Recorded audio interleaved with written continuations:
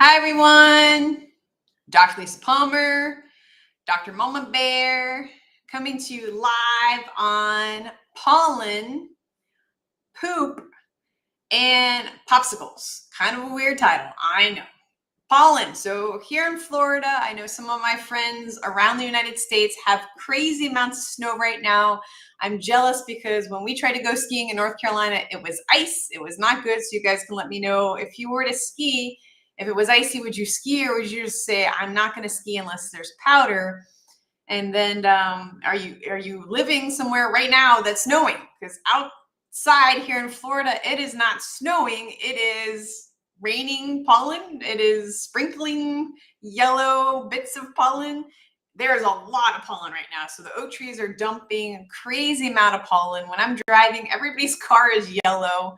The black parking lots, it's like a yellow stream of pollen just flying across the driveway or flying across the parking lot. A sheet of yellow powder is like flying across the road. It is just insanity. And so around this time when spring appears to be here in Florida, pollen is off the charts. I don't even know what our rating is for today, but it is off the charts. So what does that mean? It means we're seeing patients with runny nose, with itchy eyes, with coughs, with lung issues, or just having a rough time with pollen. Now, why would someone have a rough time with pollen? Do you have a rough time with pollen? You can pop in the chat. If the pollen's killing you, let me know. Well, really, when it comes to environmental, I don't even want to call it a toxin, but things in our environment like grass or pollen or whatever, even mold spores here in Florida, your system should be able to tolerate, your system should be able to process those kind of things in your environment. And by process, I mean, okay, you inhale some pollen and then maybe a sneeze and that's it, right? You don't spend the whole day sneezing and coughing and eyes are watering and just miserable. The reason why that happens is that your liver is a big filter and it filters out the chemicals that you clean your floor with or wash your clothes with or put on your body. Some of you guys put chemicals on your body not knowing that they're chemicals, like different lotions, maybe different makeup. Maybe your shampoo or conditioner has some chemicals in it. Anything that touches your head, anything that touches your skin, anything that you're exposed to in a bathtub, your body absorbs as a chemical. And so definitely you want to find the purest ingredients. You can go to ewg.org and look up your personal care products and see if they're toxic or not toxic. What kills me is there's companies that make a certain type of personal care product for Europe, but then in the United States, they have a different brand that's filled with carcinogenic, cancer-causing chemicals. It's not okay. And so the chemicals that you use in your makeup, in your shampoo, in your conditioner, in your baby bubble, in your baby bubbles, in whatever, your liver has to process out those toxins. It's the same reason that when you're prescribed a medication, your doctor will periodically check your liver enzymes to make sure that you're not going toxic, that your liver's not failing because how toxic that medication is. I was just talking to someone who they have a family member or they have a patient on some kind of medication that's really toxic to the kidneys. They call that nephrotoxic. And so the reason why that doctor keeps checking the health of the kidneys is that that medication destroys the kidneys. One of the toughest cases I worked on is I had a patient that had heart problems. So she was on heart medication for her heart to keep her alive. And then she was on medication for her kidneys, and her kidney medication bothered her heart, and her heart medication destroyed her kidneys. So which one do you stop, right? Like you're kind of in a catch-22. We don't ever want anybody in that situation.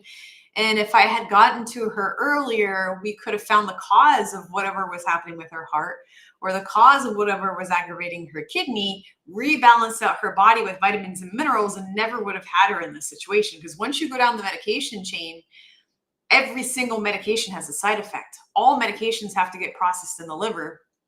And what happens is you can think of the filter in your sink that's supposed to catch food. is, maybe you don't scrape your plates very good and there's little food particles in that filter, and then someone else washes the dish or rinses out something and there's more food particles. What tends to happen is that filter, that drain, will now clog up and all that dirty dishwater backs up. The same thing happens in the liver. The liver gets really toxic.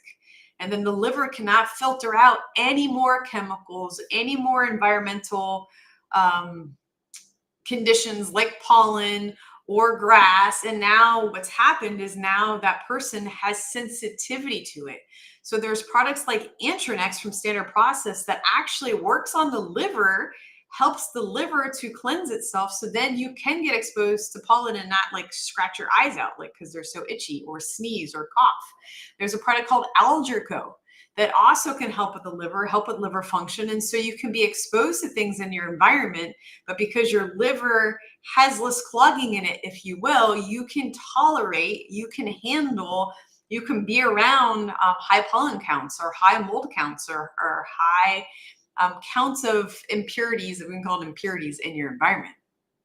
So then that brings me to the next topic, which is poop. Hi, Amanda. Hi, Robin. Hi, Jonathan. Hi, Danielle. Is that we have patients that come in and they're not pooping, right? They might poop once a week. They might poop once a month. They might poop. The worst case I ever saw is a lady that pooped every 4 to 6 weeks. And she was going to her medical doctor. Her medical doctor's like, oh, just take Metamucil. Metamucil's horrible. And she would get so backed up that she would actually vomit. It was awful. And so oftentimes I can see, oh no, I'm freezing. Oftentimes I can see someone who's a new patient come in and they're toxic. They might have like acne on their skin, or their skin coloring's off, maybe a little bit yellow, their coloring's off. And it's because they don't go poop. Right? They may not drink enough water. They may not eat any vegetables. They may just have difficulty. They might have a damaged microbiome from previous antibiotic use. They might have a damaged microbiome from using different medications. And because their microbiome, their environment of their gut, their environment of their GI tract is compromised, they're not going to go to the bathroom properly. Your poop should look like there's a whole poop chart called the Bristol called the Bristol poop chart, the Bristol chart. And it goes through what poop should look like. The only poop that I agree with is a normal poop, which is also, in my opinion, what we should call a healthy poop, which looks like a brown banana. And not to be graphic, but I guess I'm already going there, is it should just slide out easily. It shouldn't be, you shouldn't have to push, you shouldn't have to strain. It shouldn't come out in little circles. That's constipation. That's a healthy poop. And most Americans don't have healthy poops. It should be at least one time a day. If you think about your dog or your cat, you feed your dog, it poops. You feed your cat, it poops. You feed your horse, it poops, right? But humans, because of what we're eating and because of antibiotics in our diet, and because there's a chemical called glyphosate, which is also an antibiotic, it's sprayed on everything, our guts get compromised. And so I recommend that my wellness patients do some kind of detox to lower their toxic levels of glyphosate, to rebuild the gut. That's preventative medicine. That's preventative natural health care. We're constantly being chemicalized, if you will. We're constantly being sprayed like bugs, right? With all these different chemicals in our environment, and the air that we breathe, the water we drink, and the food that we eat. And so if you know someone or yourself who's not pooping well, that is a sign of toxicity. That is a sign of imbalance in the system. And what we do is we look through quantum nutrition testing, we look to rebalance the body. We want you to have proper poops. We want you not to have crazy times with the pollen when your eyes are itching and you're sneezing and all that. You could suppress the symptom with Benadryl. You could suppress the symptom with allergy pills. You can suppress the symptom with allergy shots. Those don't even work. But it doesn't fix the why. You should not be reacting to pollen. You should not be reacting to grasses. You should not be reacting to mold spores. Now, like if you're living in a toxic environment where there's a sick building, mold contamination, that's the other thing. I'm just talking about mold spores in the air, right? And so in Florida, pollen counts are high. And if you're having trouble with that, reach out to us, Palmer Natural Health, reach out to us and we can help you rebalance your system so you can handle the pollen. We can help you rebalance your body so you can poop properly, and you'll have more energy, and you'll have better skin, and you'll feel better when you eliminate the toxins out of your system. Now, some of you guys tell me, well, I have kids. You don't understand, Dr. Palmer. I have kids and they won't take supplements. They can't swallow pills. Well, you could make them popsicles, right? So we do have some liquid formulas that you would be able to make a popsicle with. Sometimes kids get dehydrated, and you could take electrolytes, good electrolytes, not crappy electrolytes, good electrolytes like coconut water, and you could freeze the coconut water with maybe some fresh strawberries or some fresh blueberries. Get them popsicle molds and put sticks in, or use the molds, and you can make popsicles, right? And I was laughing when I was typing the title because I almost put poopsicles. I'm like, no, no, no, no, no. You don't want to make poopsicles. That's like when your dog poops in the snow and it freezes. That to me would be a poopsicle. You guys that live in cold weather, you can tell me, is that the definition of poopsicle? When you take your dog for a walk and it's snowing and it's so cold, the dog's poop freezes. And then, like, here in Florida, it doesn't freeze like that. So you take your dog for a walk, the dog goes to the bathroom, city ordinances is you pick up the dog waste. So I'm just curious because I've never really lived in an area where things freeze. So like you guys in the north, do you take your dog for a walk and then it's so cold that the poop freezes and you have to pick up frozen poop and you have a poopsicle, right? So we're not making our kids poopsicles. We're making popsicles with coconut water. We're making popsicles with electrolytes. We're making popsicles with fresh fruit, because most popsicles on the market, if you read the ingredient label and teach your kids how to read the ingredient label, it has red dye number this and yellow dye number that and blue dye number this, which can be linked to behavioral issues, can be linked to problems concentrating, can be linked to problems thinking, can be linked to carcinogenic, meaning cancer-causing chemicals. Then a lot of them have high fructose corn syrup, which is 10 times sweeter than sugar. It can have artificial flavorings and it's like a fake chemical stick, right? So what is the point of that? Instead, you can teach your kid to make popsicles, right? If they're old enough, and they can use coconut water, or they can use organic juice.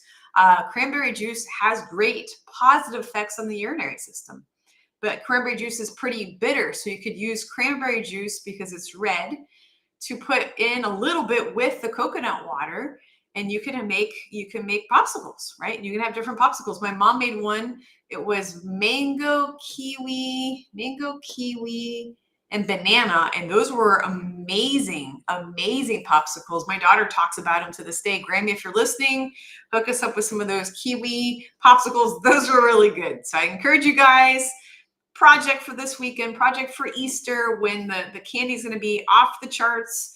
Instead, if your family participates, instead of doing an Easter basket filled with crappy sugar, filled with artificial food dyes, filled with artificial flavors, most likely will give your kid a stomach ache, will make them hyper, will make them feel bad, and does nothing nutritionally. Instead, maybe you can put 4 different activities in the Easter basket and ask them, what would you like mommy or daddy or the family to do with you? So like a family activity instead of sugar overhaul, because like this sugar stuff's not cheap either, guys.